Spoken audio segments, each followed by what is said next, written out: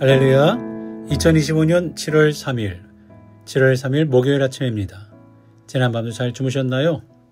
성도들을 찾아가는 말씀, 오늘 말씀은 민수기 11장입니다. 원망과 욕심의 끝은 재앙이다. 어떤 일이 시작된다라는 것은 늘 설레고 가슴 벅찬 일이죠. 하나의 프로그램이 순조롭게 진행된다는 사실은 우리 모두에게 큰 기대와 기쁨을 안겨줍니다. 이것은 우리 인생 전반에 해당되는 일이죠. 일터에서나 가정에서도 그리고 교회 안에서도 마찬가지입니다.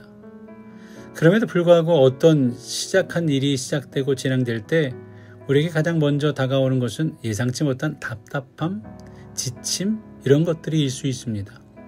일이 더디게 느껴지거나 기대만큼 순조롭지 않을 때 우리는 어느새 불평과 원망을 입에 담게 됩니다.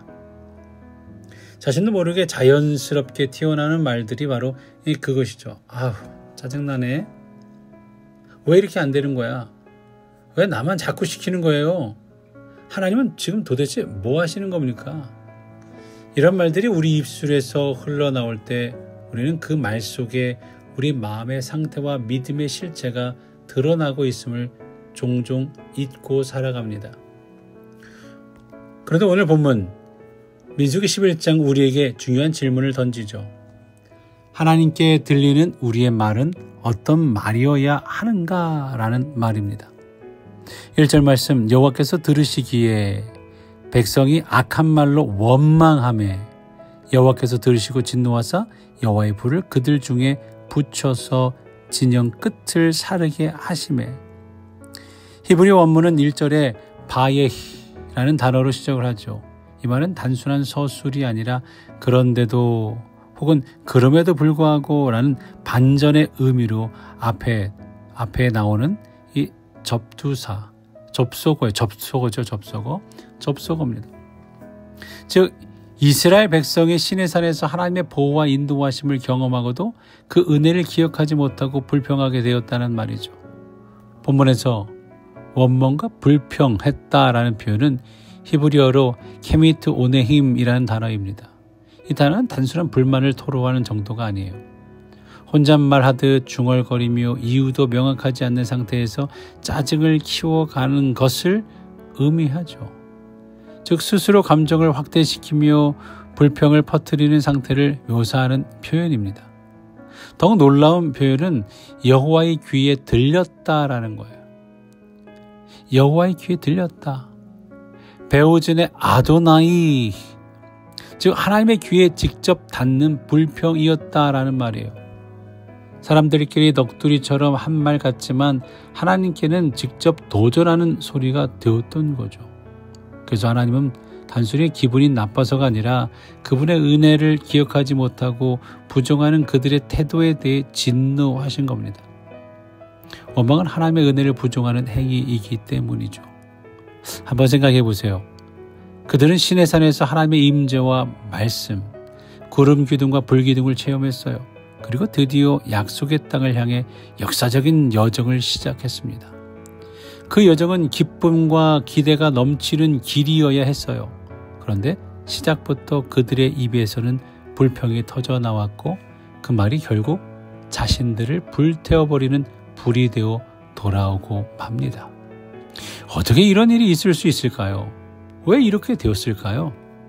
그것은 하나님의 은혜를 잊을 때 원망이 시작되기 때문이죠. 하나님의 은혜를 잊을 때 원망이 시작이 돼요.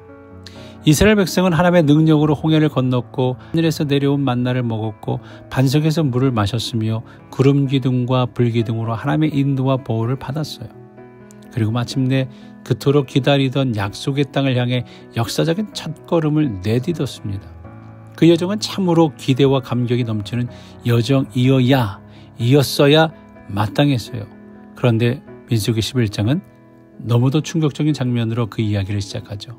백성이 악한 말로 원망하며 여호와께서 들으시고 진노하사. 앞서 말씀드린 대로 이 구절은 히브리어 바예히라는 단어로 시작이 되며 그럼에도 불구하고 반전의 의미를 담고 있죠. 하나님의 은혜가 분명히 임했음에도 그들은 작은 불편에 발목이 잡혔고 그 불편은 곧 불평과 원망으로 변해 버립니다. 그 말이 여호와의 귀에 들렸고 하나님은 그것을 심각한 불신의 죄로 보셨어요. 그래서 하나님은 그곳을 다베라, 곧 불붙는 곳이라 부르게 하셨죠. 그곳의 이름을 다베라라 불렀으니 이는 여호와의 불이 그들 중에 붙은 까닭이었더라. 이게 3절의 말씀이에요.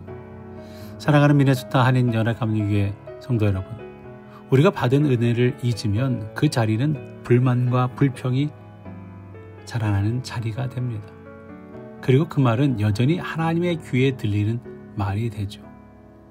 오늘 우리의 말은 어떻습니까? 하나님의 귀에 들리는 우리의 말은 감사입니까? 아니면 원망과 불평인가요? 또 한번 생각하는 것은 욕심은 왜곡된 기억을 낳고 은혜를 지겹게 만듭니다. 욕심은 왜곡된 기억을 낳고 은혜를 지겹게 만들어요. 이스라엘 백성들은 이제 한 걸음 더 나아가 탐욕에 사로잡힌 말을 하게 됩니다. 5절에 우리가 애굽에 있을 때에는 값없이 생선과 오이와 참외와 부추와 파와 마늘들을 먹은 것이 생각나거늘. 여기서 값없이라는 히브리어 흰남은 사실 공짜로라는 뜻보다는 까닭없이 헛되이라는 의미도 포함되어 있죠. 노예였던 그들이 어떻게 자유롭게 마음껏 그것을 먹었을까요? 이 말이 기억의 왜곡이라는 말이죠.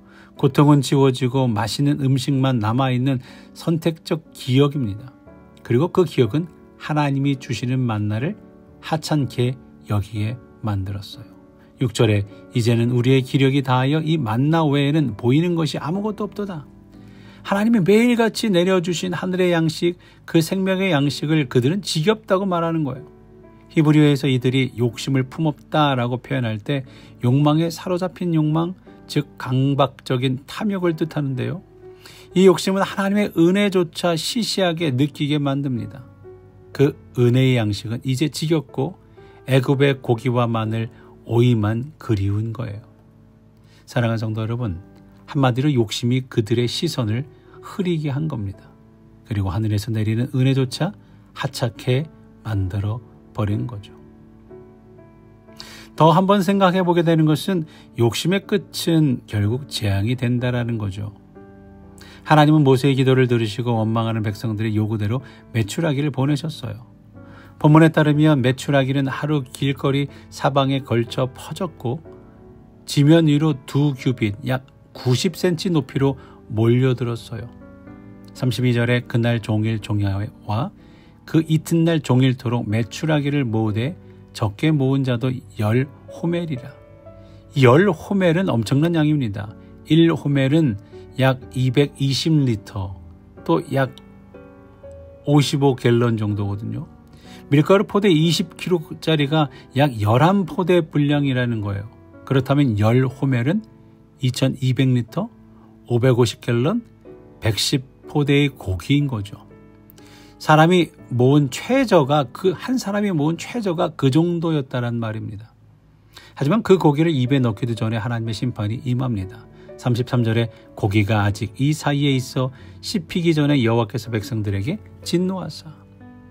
도대체 왜 이런 무서운 일이 벌어졌을까요? 그 이유는 단순합니다. 그들이 죄를 회개하지 않았기 때문이죠. 그들은 하나님의 공급 앞에 엎드린 것이 아니라 탐욕에 사로잡혀 눈이 멀어버린 상태였어요. 하나님을 두려워하지 않았고 하나님을 의식하지도 않았어요. 하나님은 그들을 그대로 내버려 두지 않으신 거죠. 그래서 그 큰 재앙이 있었던 그곳 이름을 34절에 기브롯 하다와 곧 탐욕의 무덤이라고 불렀던 겁니다. 34절 그곳 이름을 기브롯 하다아와라 불렀으니 욕심을 낸 백성을 거기에 장사함이었더라. 하나님의 심판은 탐욕하던 자들에게 임했어요. 이 심판은 모든 사람에게 임한 것이 아니라 욕심을 품고 끝내 회개하지 않은 사람들에게 임했던 것이죠. 사랑하는 성도 여러분, 하나님께서 탐욕을 문제 삼으신 이유는 단순히 고기를 원해서가 아닙니다. 그 마음에 하나님을 두지 않고 자기 입과 배만 채우려는 중심의 태도, 그 죄가 문제였다라는 말이죠. 욕심은 결코 자신을 삼켜버립니다. 하나님이 아니라 욕망을 따라가는 삶은 결국 기브롯 하다아와 탐욕의 무덤에서 끝을 맞이하게 됩니다. 그럼에도 불구하고 모세와 70인의 장로에게 하나님의 긍휼이 임하는 것을 보게 되죠. 이런 심판의 상황 가운데 하나님의 긍휼의 빛이 비춥니다. 하나님은 모세 한 사람에게 집중된 부담을 나누기 위해 70인의 장로들에게 동일한 성령을 부어주셔요. 25절에 여호와께서 구름 가운데 강림하사 그들에게 말씀하시고 그에게 임한 영을 70장로에게도 임하게 하시며, 하나님께서 영, 루아흐라는 영을 나누어 주셨다는 표현은 하나님의 능력과 임재 그리고 지도력을 함께 나누어 주셨다는 뜻이에요. 엘닷과 메닷이 진영 밖에서도 예언을 하자 여호수아는 모세에게 이렇게 말하죠. 28절에 내 주 모세여 그들을 말리소서. 히브리어로 켈라엠이라는 말이 억제하소서, 금지하소서라는 요청이에요. 하지만 모세는 이렇게 대답하죠. 29절 내가 나를 두고 시기하느냐? 여호와께서 그의 영을 그의 모든 백성에게 주사 선지자가 되게 하시기를 원하노라. 이 말은 나중에 요엘 2장과 사도행전 2장 오순절 성령 강림 사건에서 성취게 되죠. 사랑하는 성도 여러분, 하나님은 심판의 하나님이실 뿐만 아니라 긍휼의 하나님이세요. 불평과 욕심으로 인해 징계받는 백성이 있었지만 회복과 소망은 하나님의 영이 임하시는 공동체를 통해 계속 이어져 왔습니다. 오늘 우리도 하나님께 회개하고 돌이키면 하나님은 은혜의 영을 부어 주실 줄로 믿습니다. 사랑하는 성도 여러분, 이제 우리에게 주어진 질문은 분명합니다. 지금 내가 집중해야 할 것이 무엇일까요? 내가 지금 집중해야 할 것이 무엇일까요? 우린 민수기 11장을 통해 중요한 두 가지 교훈을 얻죠. 첫째는 감사는 하나님의 은혜를 기억하는 힘이다라는 거예요. 감사는 하나님의 은혜를 기억하는 힘이다. 모든 것이 순조로울 때가 아니라 오히려 불편하고 지친 상황 속에서 감사를 선택할 수 있다면 그것이야말로 참된 믿음의 증거입니다. 두 번째로 욕심은 죄의 뿌리이며 결국 파멸을 부른다라는 거죠. 욕심은 하나님의 공급을 무가치하게 만들고 매일의 은혜조차 지겹다고 느끼게 만들어요. 결국 그 욕심은 자기 무덤을 파는 탐욕의 무덤 기브롯 핫다아와 탐욕의 무덤으로 우리를 끌고 갑니다. 오늘 하나님은 각자 우리에게 묻고 계셔요. 내 입에서 나오는 말이 무엇이냐? 너는 지금 주신 것으로 만족하고 있느냐? 너는 나의 공급을 신뢰하고 있느냐? 라고 말합니다. 사랑하는 성도 여러분, 이제 우리가 선택해야 할 말은 불평이 아니라 감사입니다. 우리 마음에 품어야 할 태도는 욕심이 아니라 자족입니다. 만족입니다. 우리가 의지해야 할 대상은 세상의 조건이 아니라 전능하신 하나님인 줄로 믿습니다. 지금 우리의 삶은 또는 교회의 여정은 때로 떠나야 할 광야처럼 느껴질 수 있어요. 하지만 하나님은 광야 속에서도 길을 내시는 분입니다. 그분을 신뢰하고 감사의 언어로 하루하루를 채워나간다면 하나님은 반드시 생명의 길을 여실 줄로 믿습니다. 하나님께서는 우리 미네소타 한인연합협력교회가 다음 세대를 잘 품고 잘 뿌리 내릴 수 있도록 교회 건물도 예비해 주실 줄로 믿습니다. 다 함께 기도합니다. 하나님 아버지, 우리는 종종 많은 은혜를 받고 당장의 불편함에 불평합니다. 우리의 눈이 욕심에 가려져 주님의 은혜를 지겨워했던 이스라엘 백성과 다르지 않음을 고백합니다. 주님, 우리의 입술에서 불평이 떠나가고 감사가 흐르게 하여 주옵소서. 필요한 것을 아시는 주님을 신뢰하게 하시고 필요 이상의 것을 탐하지 않도록 도와주옵소서. 우리의 마음을 욕심이 아닌 주님의 말씀으로 채워가게 하여 주옵소서. 또한 우리 가운데 아프고 힘든 이들을 위해 하나님 기도합니다. 그들을 위로하시고 회복해 주시옵소서. 어린 심령들을 붙잡아 믿음 안에 한인교회 안에 잘 자라날 수 있도록 축복하여 주옵소서. 감사드리오며 이 모든 말씀 예수 그리스도의 이름으로 기도하옵나이다. 아멘.